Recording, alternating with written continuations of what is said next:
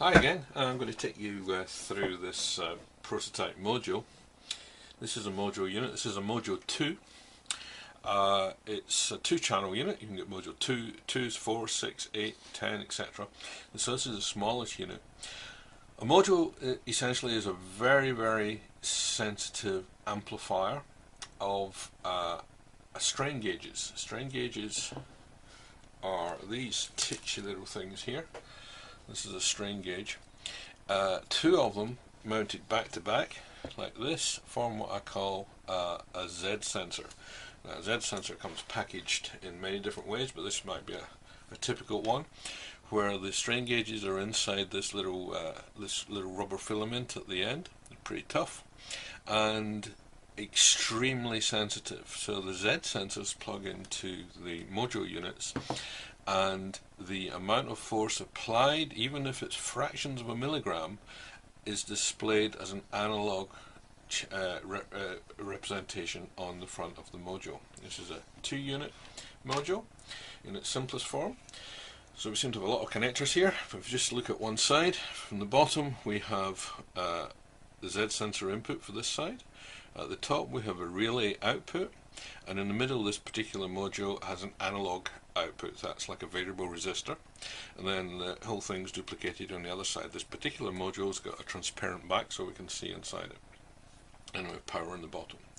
So if I have a Z sensor here that's mounted on a stand, so I'm going to plug that into the left hand channel as viewed from the front, and then I'm going to plug the power in, and we're going to let it calibrate. The MoJo is completely self-calibrating.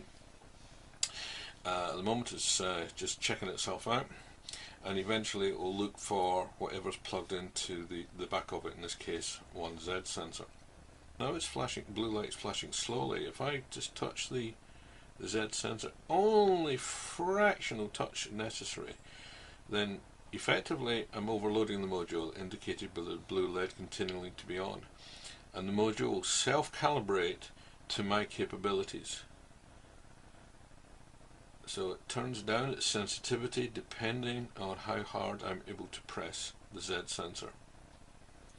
Now the Z sensors can be unidirectional like this, or bidirectional. This particular one's configured as unidirectional. That's its most sensitive. Now the blue LEDs have stopped flashing, and we've got a little green LED flashing there indicating 0. The MoJo is ready to go. Now in its simplest form this could just be a switch. So let's check that out. I'm going to plug into the top output of that channel, and I've got a meter here, and if I touch, that's the sound my meter is going to make. And if I work the Z sensor, we have a hyper sensitive switch. So that's the simplest thing the MoJo can do. Okay, so its basic form is a simple switch. Now we're going to connect to the analog output, which is this one. I'll just bring my meter into shot and change it to resistance. Hopefully you can see that okay. So it's measuring under 100 ohms, and then as I press in the Z sensor very gently, it will run up to around 10 kilo ohms. So this is like a variable resistor, and can be and is electrically isolated, and can be patched into any piece of hardware that you want to control using a variable resistor. So maybe a joystick. Or there's other options for joystick control, which we'll look at in a minute. This is a Arduino Leonardo board, a standard board, and this can be fitted inside a MoJo system to give it additional functionality. So I'm just going to take this apart, and I'll come back to you later and show you what we can do if we fit one of these. They're about 22 pound boards to a MoJo. Alright, I've got the screws off the MoJo. Let's just open her up. That's the main processor board for the MoJo, and you can see it's got rows of pins ready to accept an Arduino. I'll put her back together again and come back to you in a minute. Okay, now we've got the MoJo with an Arduino inside it.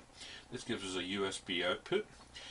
What the Arduino is going to do for us is going to take data from the MoJo and convert it into become a joystick, and it could also be a mouse or a keyboard, but in this case it's a joystick. So here's our USB connection that we now have, and our two Z sensors here are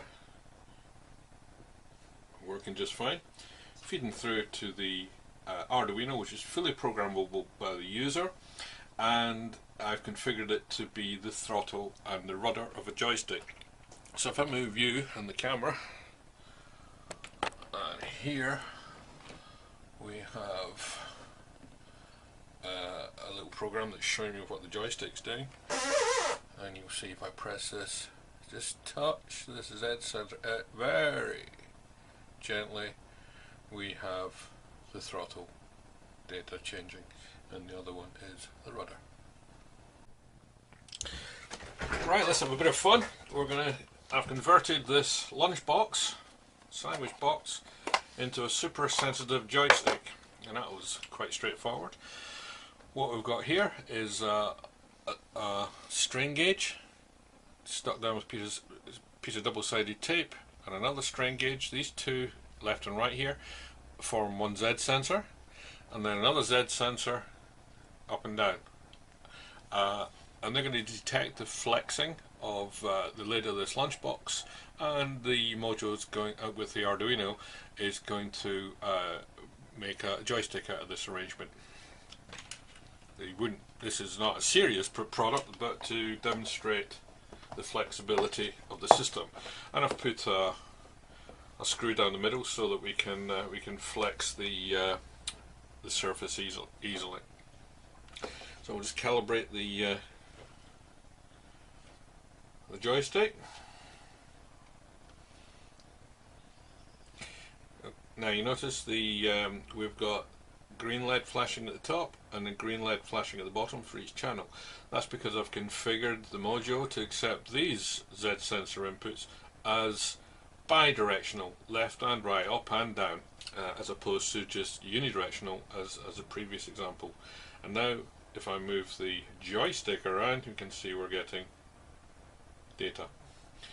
And if I move the camera so you can see what the joystick's actually doing. Okay, so that's representing the position of the joystick, and I'll bring my lunchbox into shot, and you can see we have a very, very sensitive joystick made from a lunchbox. I